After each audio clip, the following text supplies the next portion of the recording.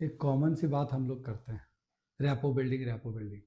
But ये हमेशा समझने की ज़रूरत है, बच्चों से रैपो बिल्डिंग कोई बच्चों का खेल नहीं है। इतना आसान लगता है लेकिन उतना आसान है नहीं। अगर आप असेसमेंट कर रहे हैं, अगर आप इंटरवेंशन प्लानिंग करना चाह रहे हैं, अगर बच्चे में आप चेंजेज लाना चाह रहे हैं, हर चीज़ के लिए सबसे पहले आपको रैपो बिल्डिंग करना पड़ेगा। बच्चे के साथ रैपो डेवलप करना पड़ेगा। रैपो डेवलप करने के कई सारे बेनिफिट हैं अगर आप सोचने जाते हो।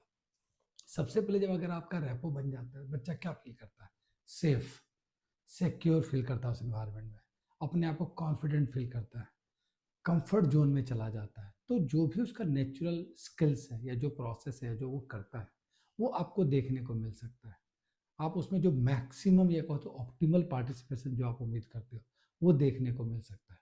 इसीलिए जब भी हम असेसमेंट करें या इंटरवेंशन करें, रैपो बिल्डिंग पे हमें बहुत फोकस देना चाहिए। हम लोग क्या करते हैं, अपने स्ट्रक्चर्स, अपने क्वेश्चंस, अपने इंटरव्यूज, अपनी चीज़ों को लेकर बैठ जाते हैं। हम इस बात को भूल जाते हैं कि वो एक बच्चा है। बच्चे से पहले हमें रैपो बनाना है, दोस्ती बनाना है, तभी उसका पार्टिसिपेशन जो है नेचुरल होगा और एक्टिव पार्टिसिपेशन होगा।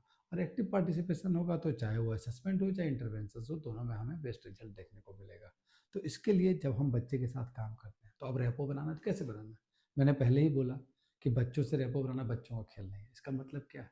You have to find with the medium. ऐसा नहीं कि आप टॉय लेके बच्चे के पास चला जाएंगे, बच्चा आपका दोस्त हो जाएगा। कई बार हम गलती क्या करते हैं कि बच्चे को हाथ पकड़ के लगवाने लगते हैं या हम बच्चे की तरफ जा रहे होते हैं। नहीं, हमें मीडियम यूज करना है, टॉयज यूज करना है इन बिटवीन।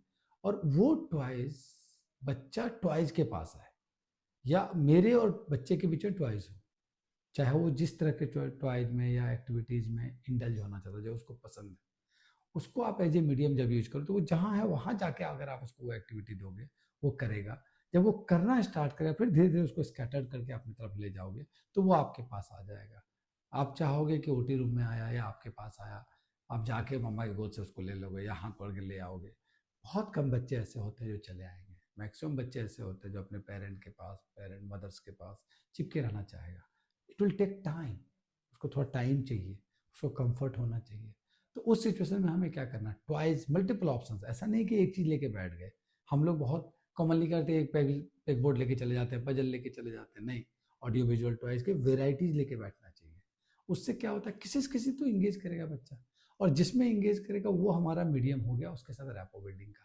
और उसके बाद धीरे धीरे हम, जब वो टॉयज की तरफ आएगा तो मेरे तरफ भी आएगा, और मेरे तरफ आएगा तो फिर हम जिस एक्टिविटी पे ले जाना चाहते हैं, हम उसको स्विंग पे ले जाना चाहते हैं, हम देखना चाहते हैं उसका बैलेंस कैसा है, हम देखना चाहते हैं स्विंग पे वेस्टिबुलर इनपुट पे कैसा रिस्पॉन्ड करता है, ओटी एरियाज में टैक्टाइल को कैसे रिस्पॉन्ड करता है, अदर साउंड को कैसे रिस्पॉन्ड कर रहा है, अदर थिंग्स को कैसे एक्सप्लोर कर रहा है। तो फिर वो जैसे जैसे चाहते जाएगा वैसे वैसे हम फैसिलिटेट करते जाएंगे, और अलग अलग एरिया में उसको एक्सपोजर करके हम ये देखना चाहेंगे कि जो ऑब्जर्वेशन की हम बात करते हैं, ऑब्जर्वेशन के थ्रू कि बच्चा किस किस चीज़ में कैसे पार्टिसिपेट कर रहा है। और जब रेपो बन जाएगा तो वो मेरा कमांड भी फॉलो करेगा, या हम उसको टच भी कर पाएंगे, होल्ड कर पाएंगे। और होल्ड करने के बाद जो भी चीज़ हमें एग्जामिन करना है या इवेलुएट करना है, उसको हम प्रॉपरली कर सकते हैं। तो बहुत ही इंपॉर्टेंट सेगमेंट है। और एक और छोटी सी चीज़ें जो हमें आना चाहिए, कहते हैं ना प्ले हम सबको आता है, हम सब खेलते हैं, बट प्ले में इंडल्ज कराना बच्चे को, बच्चे के साथ आपको कोई काम नहीं करना, कोई टारगेट, कोई गोल नहीं, सिर्फ प्ले करके निकालना है। अगर आपको ये माइंड में हो जाए कि मुझे सिर्फ खेलना है आज, वो कब होगा? जब आपको फ्रीली प्ले करना आएगा बच्चे के पास, आपके पास मल्टीपल ऑप्शंस होगा, एक ऑप्शन नहीं। एक ऑप्शन होगा, बच्चा 2 मिनट आपके भाग भाग जाएगा। तो ये आएगा तब आप कर पाओगे, उसको इंडल्ज कर पाओगे लंबे टाइम के लिए। लंबे टाइम इंडल्ज करोगे तो रैपो बनेगा, रैपो बनेगा तो अलग अलग चीजें उससे करा पाओगे, और अलग अलग चीज़ों में उसको इवेल्युएट करके, असेस करके आपको एक्चुअल लेवल जान पाओगे। इसलिए मैंने जो पीछे बात किया था, कभी कंटेक्स्ट का बात किया, जो प्रीवियस डेटा उसकी बात की, जो हिस्ट्री है उसकी बात की, ये सारा आपके पास इंफॉर्मेशन है। और उसके बाद उसके साथ प्ले करके, रैपो करके, जब उस सिचुएशन में आप उसको ऑब्जर्व करोगे और एग्जामिन करोगे, तो you will come on some conclusion कि what is the right conclusion, या जो भी इंफॉर्मेशन है उसका राइट सिचुएशन क्या है, राइट लेवल क्या है, उसका ग्रॉस मोटर स्किल्स कहाँ है, फाइन मोटर स्किल्स कहाँ है, सेंसिटिव प्रोसेसिंग कैसा है, विजुअल परसेप्चुअल स्किल्स कैसा है, कॉग्निटिव परसेप्चुअल स्किल्स कैसा है, ये सब चीज़ कैसा है, ये आपको ऑब्जर्वेशन करके बहुत हद तक जब उसको पार्टिसिपेट कराएंगे, एक्टिविटीज़ में इन्वॉल्व करेंगे, तो आपको समझ आ जाएगा। उसके बाद और हमें असेसमेंट को और पुख्ता करना है, तो what we can do, we can use standardize tools.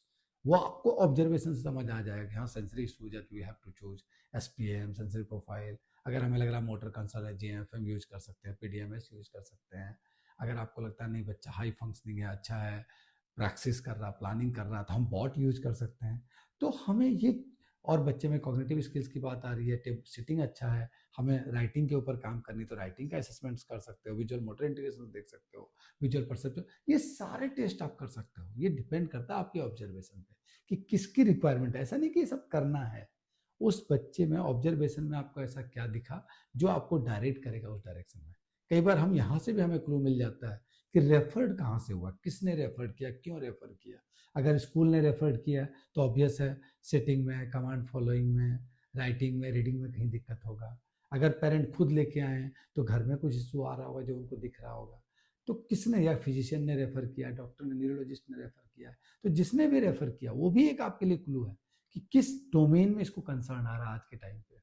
उसके हिसाब से आप फर्दर असेसमेंट करोगे, और ये सारा इन्फॉर्मेशन को जब एक जगह आप कंपाइल करोगे तो उसको हम असेसमेंट रिपोर्ट भी कहते हैं। और वो एक बहुत अच्छा हमारे लिए कंक्रीट इन्फॉर्मेशन होता है जो बच्चे का बेसलाइन बनाने में, या आगे को गोल बनाने में, या उसके ऊपर इंटरवेंशन प्रोसेस को डिसाइड करने में बहुत हेल्प करता है। इसीलिए हमें पूरा थॉरो असेसमेंट को हमेशा फॉलो करना चाहिए। ये हमारा एक अंडरस्टैंडिंग है इतने सालों में जो मुझे समझ आया है, और सबसे ज़्यादा हम सब इसी में लैक करते हैं। आप क्यों कहते हैं कि भाई किसी सिस्टम में जाओ, मल्टीडिसिप्लिनरी टीम में जाओ, they will do a comprehensive assessment, और वो बहुत इंपॉर्टेंट है और वो हमें करना चाहिए।